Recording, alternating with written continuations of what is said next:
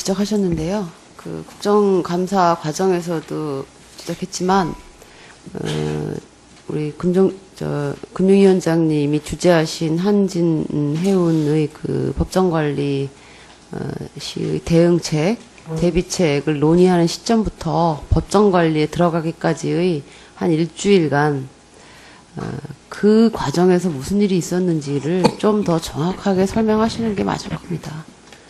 거기까지만 일단 말씀드리고요. 보건복지위원회가 최순실 씨 관련된 병원 관계자들을 자체 조사해서 검찰에 조사 의뢰를 했습니다. 그런데 지금 국정감사에서도 최순실 씨와 정유라 씨의 그 외환 거래 문제와 관련하여 외환 반출 문제와 관련하여 지적이 있었는데 특정 은행이 20세 미만의 정유라 씨에게 아주 이례적으로 보증서를 발급해줘서 독일에서 외환을 취득할 수 있게 해줬습니다. 정상적이지 않은 그 요소가 있거든요. 점검을 하시고 보건복지위와 마찬가지로 조사에서 문제가 있다라고 판단되면 검찰에 조사를 의뢰하시겠습니까? 예, 감독원이 그 관련 은행에 대해서 조사를 실시했습니다. 뭐 결과는 아직 제가 받지는 못했습니다만. 문제가 없다고 판단을 하신 건지 한번 정확하게 점검해 보세요. 제가 한번 내용을 보고요. 만약에 문제가 있다면은 의원님 말씀하신 대로 적절한 조치를 취하는 것이 맞겠죠. 정상적으로 보이지 않습니다. 구조조정 문제와 관련하여 절차 문제를 일단 좀 짚어볼게요. 이 금융위에서 발표한 그 조선해양의 구조조정 방안에 대하여 산업은행하고 사전에 협의하셨습니까? 이번에 발표한 방안에 네. 대해서요. 예, 산업은행도 내용을 알고 있었습니다. 산업은행은 그날 아침 통보받았다는데요? 실무적으로 방안 전체를 놓고서 산업은행에 주지는 않았고요. 저희가 산업은행에 협의해야 할 방안들에 대해서는 예를 들자면 뭐 선박 지주회사를 만드는 것, 뭐 이런 것에 산업은행이 앞으로 출자를 해야 되거든요. 이렇게 산업은행이 움직여야 될 일단 돈 내야 되는 것만 말씀하셨다는 뜻으로 들리는데 예? 산업은행이 만약에 이제 주채권 은행이 조선해양은 산업은행이 주채권 은행입니다. 그 책임 당사자예요. 이해관계자이고.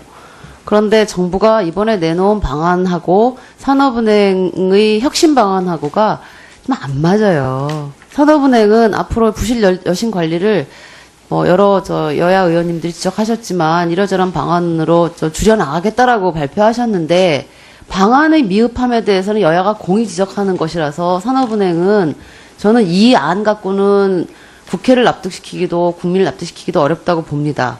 그 부분에 대해서는 따로 한번 산업은행이 자체적으로 다시 점검하셔야 될 거라고 보는데요. 목표를 일단 혁신 방안에서 부실 여신 줄이는 걸로 잡으셨거든요. 네. 리스크 관리하는 걸로. 네. 현재의 대우조선 해양조선 이 구조조정 방안 금융위에서 내놓은 거에 따르면 산업은행이 부실 여신을 관리하거나 줄일 수 있는 길은 안 보여요. 오히려 출자 전환과 같이 회계 장부상에서의 숫자의 변화는 있을지언정 가장 중요한 부실 여신인 조선과 해양 부분의 리스크를 어떻게 산업은행이 감수할 수 있을지에 대해서 산업은행의 의견은 전혀 반영되어 있지 않습니다. 저는 사실 이 문제에 관해서 어떤 면에서는 2015년부터 지금까지 1년, 2년 지금 계속 시간을 지연시키고 있는 것이에요. 맥켄지 보고서와 클락슨의 보고서가 내용은 다를지언정 지금부터 발주액과 수주량이 50%에서 34%까지 줄어든다고 하는 것은 분명하지 않습니까? 네, 그렇습니다. 작년 10월 달에 그 대우조선 문제에 대해서 내놓으셨던 4조 2천억 원의 이 자금 지원 문제에 대해서 근거로 삼았던 수주액을 지금 1년이 지났을 때 수주액 몇 %나 달성했습니까? 115억 불인가 수주한다고 말씀하셨었는데 당시에 얼마였어요? 115억 달러로 수주 전망치를 내놨었는데 지금 얼마 들어왔습니까? 13억 달러 들어왔습니다. 네. 앞으로 1,500억 달러 클락슨의 그 기준으로 해서 줄이면 1,000억 달러 정도의 수주 감소액이 발생합니다. 5년 동안.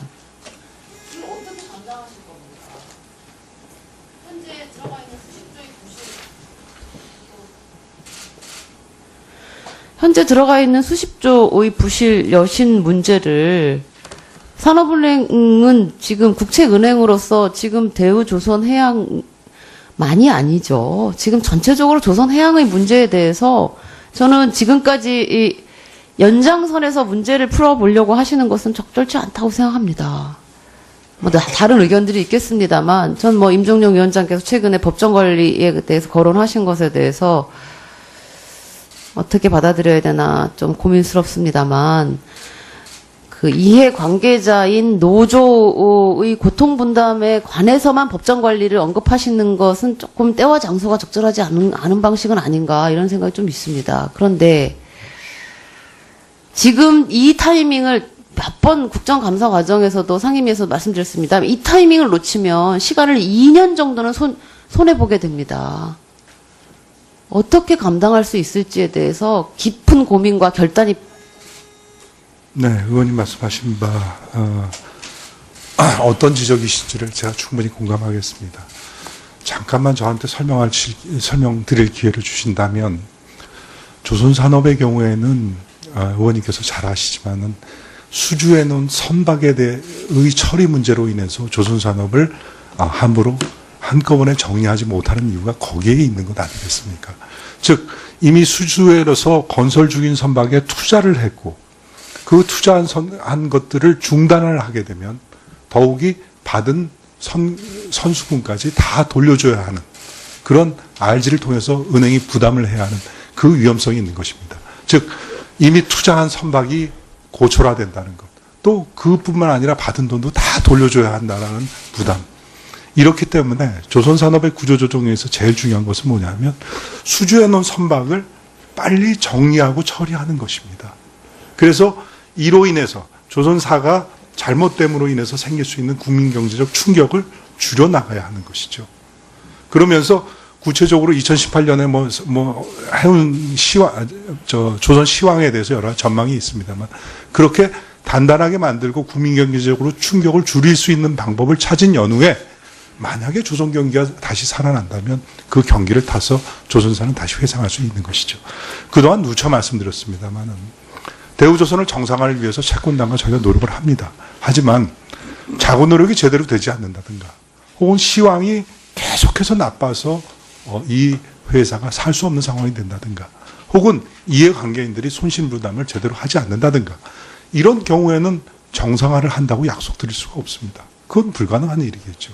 하지만 STXA 처리의 경우에서도 보시듯이 그 위험 요인, 국민 경제에 줄 수 있는 충격의 위험 요인을 계속해서 줄여나가는 일, 이게 조선사 구조조정에 꼭 필요한 일이기 때문에 그렇습니다. 즉 쉽게 말씀드리면 이것을 한 번에 정리했을 때 국민 경제에 받는 충격, 이것이 워낙 크기 때문에 이를 자구 노력을 통해서 최선을 다해서 기업을 정상화시켜 나가되 그 위험도를 시간을 흐르면서 줄여나가는 일, 이것이 조선사의 구조조정의 핵심인 것입니다.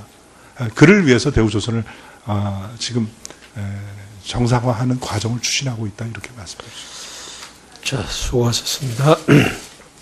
다음은 새누리당의 존경하는 정태욱 의원님 질의해 주시기 바랍니다. 예, 지금 어려운 정국인데도 이 국가적으로 굉장히 중요한 조선해양 구조조정을 책임있게 추진하는 것에 대해서는 매우 바람직하다고 생각을 합니다. 그러나 국민 입장에서 대우조선해양의 구조조정에 대해서 생각하는 것은 한진해운에 비해서 상당히 그 형평성을 잊어버렸고, 두 번째 불확실한 미래를 너무 낙관적으로 그러니까 생각하고, 세 번째는 재무구조 개선에는 실제로 별로 개혁 의지도 없는데 계속 살리고 있다. 이 세 가지를 한번 제가 지적하고자 합니다. 첫 번째, 지금 방금 이 위원장님께서 조선산업을 구조조정은 점차 해야 된다고 했는데 한진해운은 너무나 갑자기 해버렸습니다. 그게 과연 구조조정이 맞는지. 그리고 또 그 부족한 액수에 있어 가지고도 이 한진해운에 비해서 훨씬 더 많은 돈이 들고 이 한데도 그냥 어느 날 한진해운은 단칼에 날린 데 비해서 이 대우조선해양은 계속해서 그 원칙을 국민 입장에서는 뭐 위원장님 생각이나 산업은행장 입장에서는 원칙을 어떻게 지킨다고 생각하는지 몰라도 저희들 입장이나 국민들 입장에서는 2005년 10월 올해 6월 이번 그 자구 계획이 계속 좀 흔들린다는 원칙이 흔들린다는 생각입니다. 계속 그 하나 원칙이 있다면은 대우조선해양 살리겠다라는 그런 확고한 의지 외에는 별로 그렇게 이 원칙이 안 들리는 겁니다. 그리고 또 그 지금 현재 대우조선해양이 가지고 있는 자구 계획이라는 것이 자산 매각하고 정말 제가 보기에는 굉장히 만만한 관리 직원 구조 조정하는 거, 그다음 협력 업체를 구조조정하는 거, 이런 것만 있지, 현대중공업이나 삼성중공업 같이 핵심 자산을 매각하거나 또 핵심 사업을 분할한다든가 인력의 과감한 주조정 이런 거는 사실 그렇게 눈에 띄지 않습니다. 오히려 버팅기는 모습만 계속 보이고 있는 그런 상황입니다. 그래서 제가 우리 금융위원장님께 일괄에가 두 가지를 꼭 여쭤보고 싶은 것이 있습니다. 첫 번째, 지금 언론에서 계속 나오고 있는데 내일까지 노조가 동의를 하지 않으면은 이 그 자구 계획을 하지 않겠다는 원칙이 정말 그 의지가 변함이 없는지를 첫 번째 묻고 싶고요.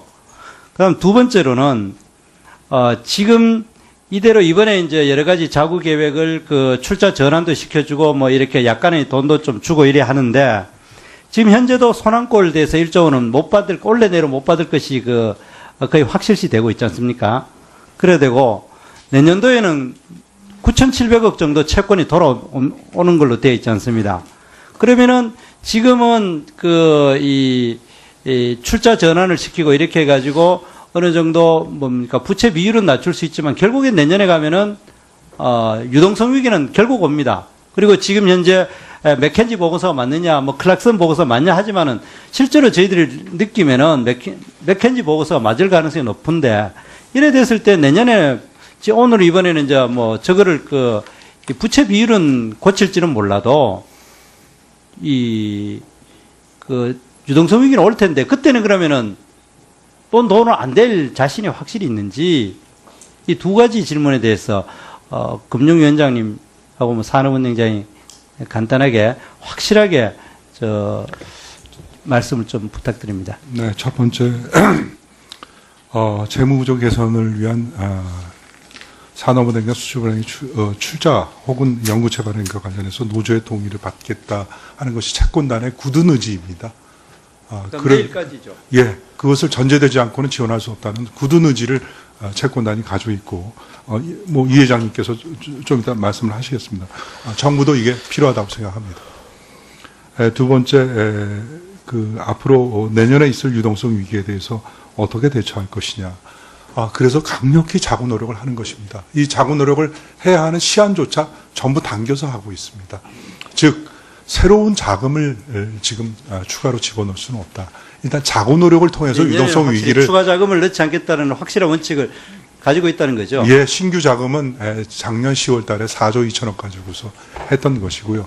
추가 자금을 현재 넣겠다는 계획은 없습니다. 그래서 이 유동성 위기는 자구 노력을 통해서 최대한 확보하고 또한 이해관계인의 손실 분담을 통해서 해결을 해보자 하는 것이 현재의 계획이며 앞으로 또한 사업 재편, 즉 경쟁력이 있는 부분을 중심으로 해서 대우조선을 좀 더 단단한 회사로 만들어보자 하는 계획을 가지고 있습니다. 의원님 말씀하신 대로 여러 가지 어려움이 있습니다. 소난골 문제뿐만 아니라 유동성 문제, 자구계획이 제대로 되겠느냐 이런 어려운 문제. 저희도 이것을 빨리 털어버리자 하는 것은 굉장히 쉽고 훨씬 더 저희에게 안전한 방법일지 모릅니다. 의원님 그렇지 않겠습니까? 근데 왜 이렇게 채권단이나 정부가 나서서 이 문제를 갖다가 어떻게든지 살려보려고 하는 정상한 노력을 하느냐. 왜 이해관계인에게 이 어려움을 같이 분담해달라고 요구하느냐. 그것은 말씀드렸듯이 이것을 한목에 정리하기에는 우리가 받아야 될 충격이 우리가 들인 돈보다 훨씬 더 큰 금액의 손해가 국민 경제에 예상되기 때문에 그렇습니다. 그 점을 비교 형량하지 않고 우리가 방법을 정할 수는 없는 거 아니겠습니까?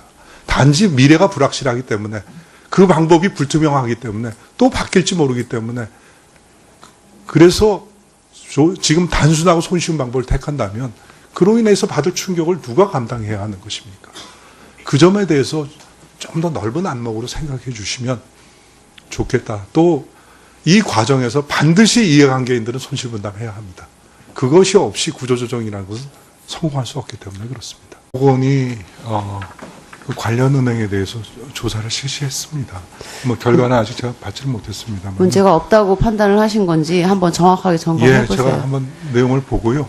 만약에 문제가 있다면은 의원님 말씀하신 대로 적절한 조치를 취하는 것이 맞겠죠. 정상적으로 보이지 않습니다. 구조조정 문제와 관련하여 절차 문제를 일단 좀 짚어볼게요. 이 금융위에서 발표한 그 조선해양의 구조조정 방안에 대하여 산업은행하고 사전에 협의하셨습니까? 이번에 발표한 방안에 대해서요. 맞습니다. 그런데 지금 국정감사에서도 최순실 씨와 정유라 씨의 그 외환 거래 문제와 관련하여 외환 반출 문제와 관련하여 지적이 있었는데 특정 은행이 20세 미만의 정유라 씨에게 아주 이례적으로 보증서를 발급해줘서 독일에서 외환을 취득할 수 있게 해줬습니다. 정상적이지 않은 그 요소가 있거든요. 점검을 하시고 보건복지위와 마찬가지로 조사에서 문제가 있다라고 판단되면 검찰에 조사를 의뢰하시겠습니까? 예, 산업은행도 내용을 알고 있었습니다. 산업은행은 그날 아침 통보받았다는데요. 실무적으로 방안 전체를 놓고서 산업은행에 주지는 않았고요. 저희가 산업은행에 협의해야 할 방안들에 대해서는 예를 들자면 뭐 선박 지주회사를 만드는 것, 뭐 이런 것에 산업은행이 앞으로 출자를 해야 되거든요. 이렇게 산업은행이 움직여야 될 일단 돈 내야 사항입니다. 되는 것만 말씀하셨다는 뜻으로 들리는데 예? 산업은행이 만약에 이제 주채권 은행이 조선해양은 산업은행이 주채권 은행입니다. 그 책임 당사자예요. 이해관계자이고. 그런데 정부가 이번에 내놓은 방안하고 산업은행의 혁신 방안하고가 좀 안 맞아요. 산업은행은 앞으로 부실 여신 관리를 여러 여야 의원님들이 지적하셨지만 이러저런 방안으로 줄여나가겠다라고 발표하셨는데 방안의 미흡함에 대해서는 여야가 공히 지적하는 것이라서 산업은행은 저는 이 안 갖고는 국회를 납득시키기도 국민을 납득시키기도 어렵다고 봅니다. 그 부분에 대해서는 따로 한번 산업은행이 자체적으로 다시 점검하셔야 될 거라고 보는데요. 목표를 일단 혁신 방안에서 부실 여신 줄이는 걸로 잡으셨거든요. 지적하셨는데요. 그 국정감사 과정에서도 지적했지만 우리 금융위원장님이 주재하신 한진해운의 그 법정관리 시의 대응책, 대비책을 논의하는 시점부터 법정관리에 들어가기까지의 한 일주일간 그 과정에서 무슨 일이 있었는지를 좀 더 정확하게 설명하시는 게 맞을 겁니다. 거기까지만 일단 말씀드리고요. 보건복지위원회가 최순실 씨 관련된 병원 관계자들을 자체 조사해서 검찰에 조사 의뢰를